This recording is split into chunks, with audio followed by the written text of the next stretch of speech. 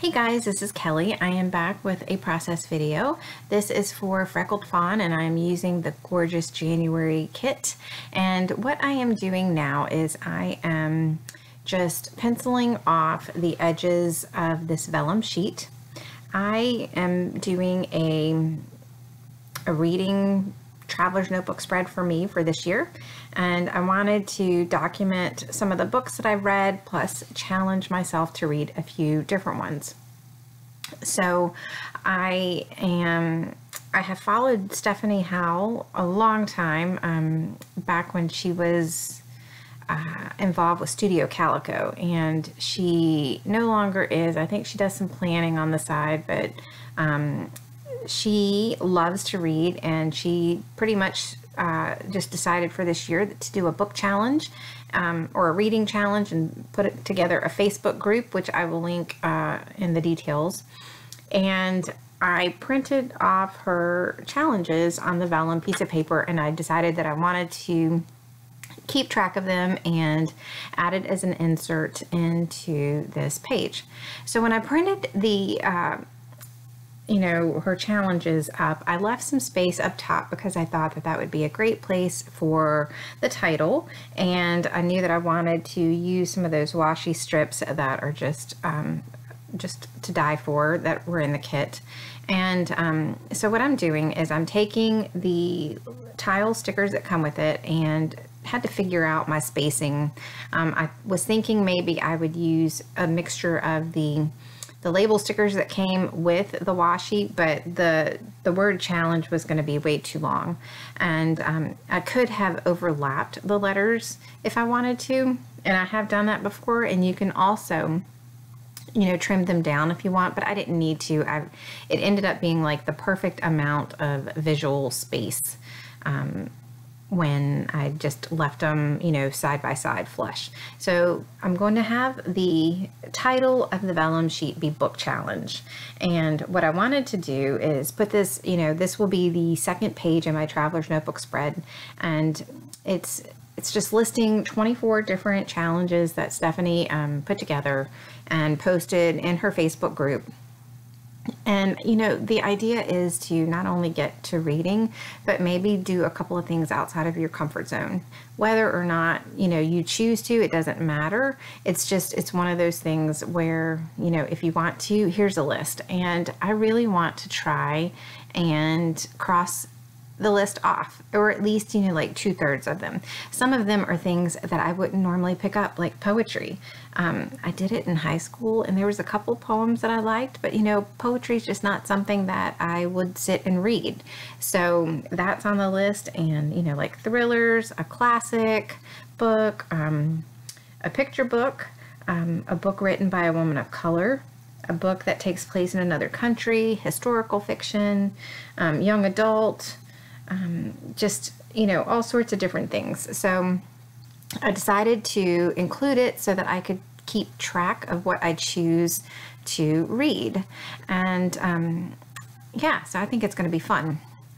So what I did is I didn't trim the vellum down completely until I had my title, because I wanted to make sure there was going to be enough visual space up top as well at the bottom, and I felt like I would have a better handle of that once I got my title together. And again, putting the title on wax paper and being able to move things around is one of my favorite go-to techniques, especially when it comes to trying to figure out spatial awareness. I'm not the best when it comes to looking at some things to see if they'll fit or the size. And this is a perfect example.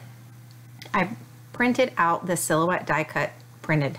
I cut it out twice. I cut this girl she's sitting on a stack of books and she's reading a book. I wasn't sure if I wanted it to take up a lot of space behind the vellum or just a little bit of space. So I printed it. I cut it twice, and then I'm just gonna play with it and take it from there. So my idea on this page, I'm gonna go back and I'm working out of order, just for whatever reason today. my thought was I wanted to put these pictures of 2 books that were, put on my Goodreads list of, things that I wanted to read, put them just as a bookmark. And I realized that the piece of paper that I wanted to use was a little bit too small to make it look like a bookmark. So what I have done is I have moved my photos to where they're flush, and I'm trimming the white cardstock. So it's just a little sliver of cardstock, just enough to make the pictures pop off the pattern paper, and also for me to nudge them down just a little bit so that it has the feel, or more of a feel, of a bookmark. So I'm going to go back and work on the underneath page. This is definitely an ADD work in progress here.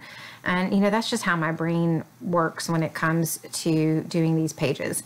I felt like I wanted something else behind the bookmark, but I didn't like the way that that was going. So I'm going to go to something else that is going to work, or, something else I can figure out, because I find that if I can figure out one part of the page, or, the other side of, a different page on this where you're going to see them, that it just helps me to figure out what I'm going to do on the area that I'm stuck. So I just took this to my sewing machine and I did some messy stitching on those pattern paper strips. I did a zigzag stitch just to add more visual weight, and just going to pull through those ends and secure them.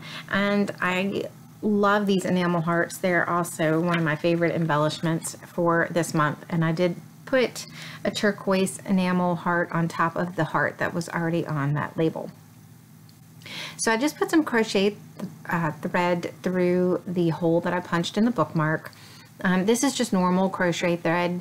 You can get it at like Hobby Lobby or Joann's or Michael's, and I think it may be like, $3, and it goes a long way. Like, I still cannot tell that I have used mine. And I like it because it's very thin. So if you're going to be using it in a traveler's notebook, you don't have to worry about it bulking it up excessively. Although, I don't necessarily mind the bulk. It's just, one of those things that if you're trying to be cognizant of, this is definitely a good thing. So I'm still stuck because I want to put something on. I feel like it looks a little bit plain. So I've got this pattern paper strip here and I do like it. So I'm going to cut it in half and see how it looks at the top and the bottom. And I like it, but I don't like the fact that it is as short as it is. So I had these other strips already cut from either my previous project or they were offcuts, and they're very thin. It may be 1/4 of an inch, but it's just enough to add that visual weight on the page and to make it a little less plain. So I am going to put a couple more enamel hearts on the page. I'm not sure that you see that I put it over the girl's head because of course she loves to read.